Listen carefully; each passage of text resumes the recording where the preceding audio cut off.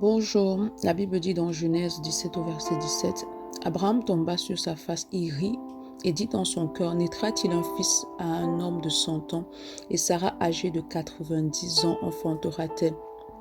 Abraham ici, il a ri lorsque le Seigneur lui a dit qu'il va faire de lui, qu'il va lui donner une descendance par Sarah. Lui, il a ri, pourquoi? Parce qu'il regardait à son âge, il regardait à l'âge de Sarah.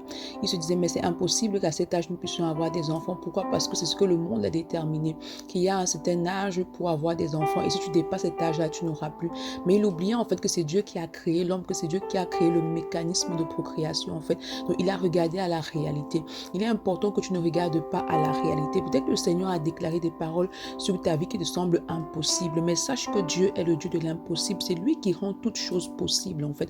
Il est celui qui dit et qui accomplit ce qu'il a dit. Tu ne dois pas rire, mais tu dois croire, tu dois avoir foi. Tu ne dois pas baser ta foi en Dieu sur la réalité, parce que la réalité autour de toi est manipulable par Satan, mais tu dois marcher selon la vérité de la parole de Dieu, selon ce que le Seigneur, tu as reçu du Seigneur. Pourquoi? Parce que la vérité est immuable. La parole de Dieu ne change pas.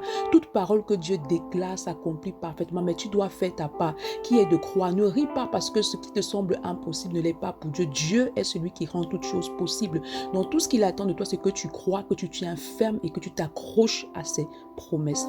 Bonne journée. Shalom.